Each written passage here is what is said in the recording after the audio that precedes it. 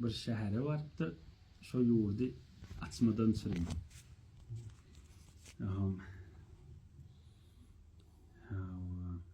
Bir oğlan çıkıp görüpdir. Vanna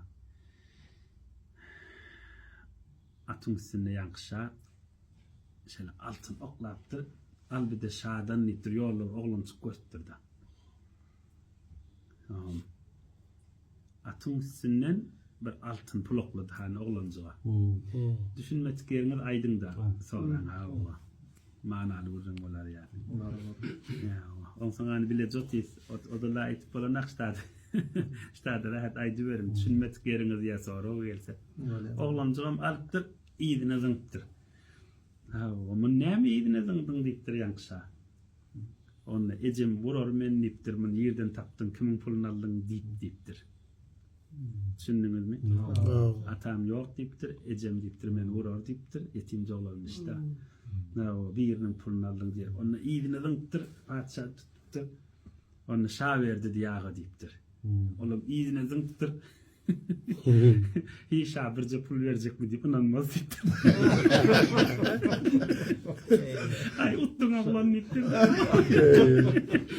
uttun oğlan deyiptir. Halk hansı kaptır al şah verdi. İnni valla deyiptir de. İnni ecel beni vurma deyiptir. Bir de sen adından o misal valla.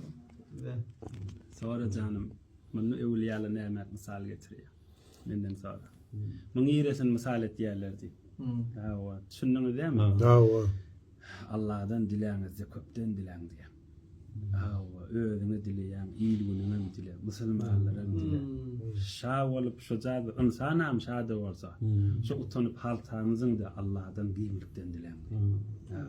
Biz kızı misal et getiriyorlar.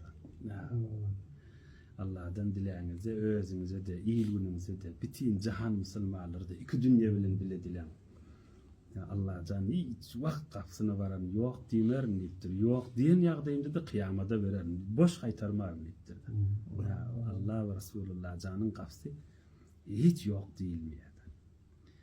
Berekenler. İki dünyanız yaktı olsun.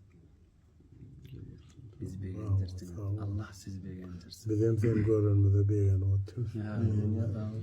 O sözün bir manası var, onu aytıp vereyim canım.